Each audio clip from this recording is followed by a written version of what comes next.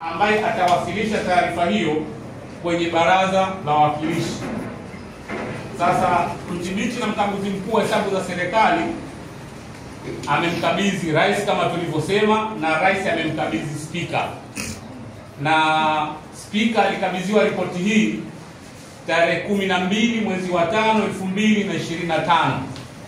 Leo ni tarehe 22. Katiba imeweka ceiling ya ukomo ya siku 7. Sasa ni zaidi ya siku 7 sasa. Spika hajawasilisha ripoti hiyo na wala hajaiweka hadharani kwa umma. Sasa pia anakwenda kinyume na kifungu nilichokitaja cha 12(5), lakini pia anakwenda kinyume na sheria ya ukaguzi wa umma namba 11 ya mwaka 2007.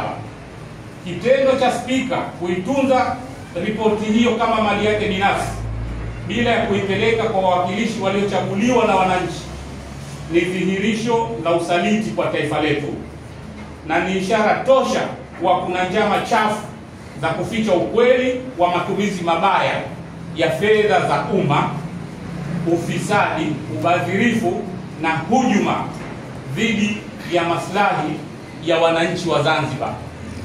Mtakumbuka ndugu zangu waandishi wa habari, Mheshimiwa Rais mwaka wake wa mwanzo wa kupokea ripoti hii, kabla hajaiwasilisha kwa spika, ile tu kwamba mdhibiti na mkaguzi mkuu wa hesabu za serikali amekwenda kumkabidhi, ilikuwa ni live pale Ikulu.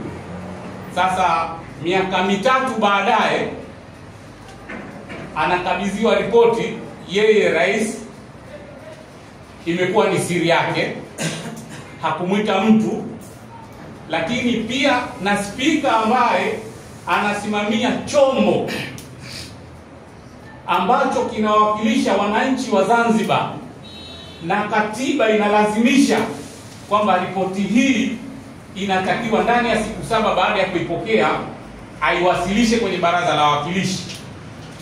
Kwa hiyo sisi tuna mashaka kwamba kipo kilichofichwa. Kwa hiyo Chadema Zanzibar inamchukulia spika wa Baraza la Wawakilishi kama kikwazo cha uwajibikaji wa serikali, mtetezi wa mabaki ya mfumo wa kifisadi, na kama mtu anayehujumu moja kwa moja haki ya wananchi wa Zanzibar ya kupata taarifa muhimu za usimamizi wa rasilimali zao, kwa sababu ripoti hii inakagua fedha zilizotumiwa na serikali ambazo ni kodi za wananchi maskini wanyonge wa Zanzibar. Kwa hiyo hili ni kosa la kikatiba ambalo limefanywa na mmoja wa mkuu wa muhimili wa dola, ambalo muhimili wake unatakiwa ufanye kazi 3 muhimu: 1, kuisimamia serikali; 2, kuiwajibisha serikali; 3, na kuwawakilisha wananchi wa Zanzibar kwa kutunga sheria na sera mbalimbali za kitaifa. Hiyo ndio kazi ya Baraza la Wawakilishi. Sasa kama nilivyosema kwamba kosa hili ni kosa la kikatiba, lakini pia ni tusi kubwa kwa Baraza la Wawakilishi, ni dharau kwa demokrasia yetu, na ni ushahidi wa kutosha kwa baadhi ya viongozi wa juu wa Zanzibar wameamua kuendesha nchi kwa misingi ya siri, vitisho na uonevu wa kisheria. Sasa Chadema tunataka hatua zifuatazo zifanyike. 1, spika mara moja aiwasilishe ripoti hiyo mbele ya Baraza la Wawakilishi bila hila wala mchakato wa kificho. 2, ripoti hiyo ichapishwe hadharani kupitia mitandao rasmi ya serikali, vyombo vya habari na kwa njia ya kijamii, ili wananchi wajue hali halisi ya fedha zao zilivyotumika.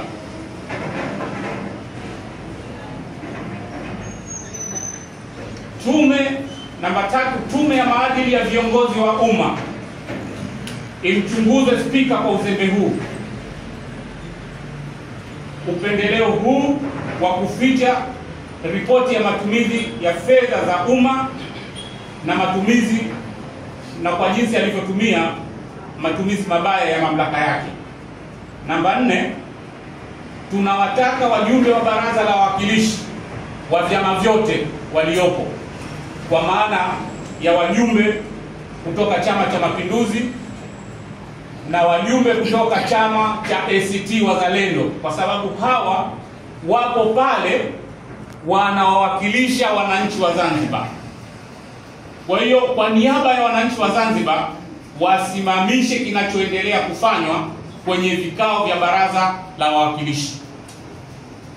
Mnakumbuka sasa hivi kuna vikao vinaendelea vya kupitisha makadirio ya bajeti, lakini wawakilishi wanachokifanya ni mchezo wa kitoto, kwa sababu unapitishaje makadirio ya bajeti hujapitia mapato na matumizi?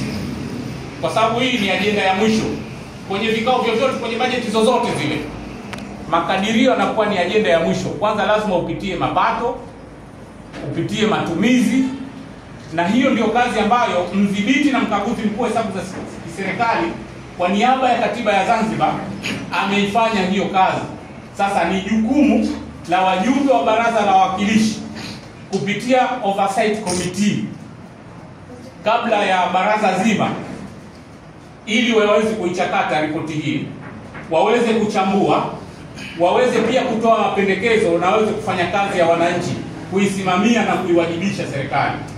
Kwa hiyo wawakilishi hao kwa niaba ya wananchi wa Zanzibar wasimamishe kinachoendelea kufanywa kwenye vikao vya baraza la wawakilishi hadi ripoti hiyo itakapowasilishwa, kujadiliwa na waliohusika na ubadhirifu wa fedha za umma kuwajibishwa. Namba 5, wananchi wa Zanzibar tunawatoa wito kwao wachukue hatua za kidemokrasia kwa kushinikiza kwa njia mbalimbali na kampeni, ikiwemo mitandao ya kijamii, kudai haki yao ya kupata ripoti hiyo. Manake hii si ripoti au barua ya utumba aliyokabidhiwa spika na rais. Ni ripoti ya mdhibiti na mkaguzi mkuu wa hesabu za serikali. Haiwezi kuwa ni dokumenti ya siri. Hii ni document, ni mali ya wananchi wa Zanzibar. Kwa hiyo tunataka iwekwe hadharani. Na mwisho, kama spika atashindwa kutekeleza wajibu huu wa kikatiba, Chadema Zanzibar itatafuta namna bora na nzuri za kuchukua kwa niaba ya wananchi wa Zanzibar.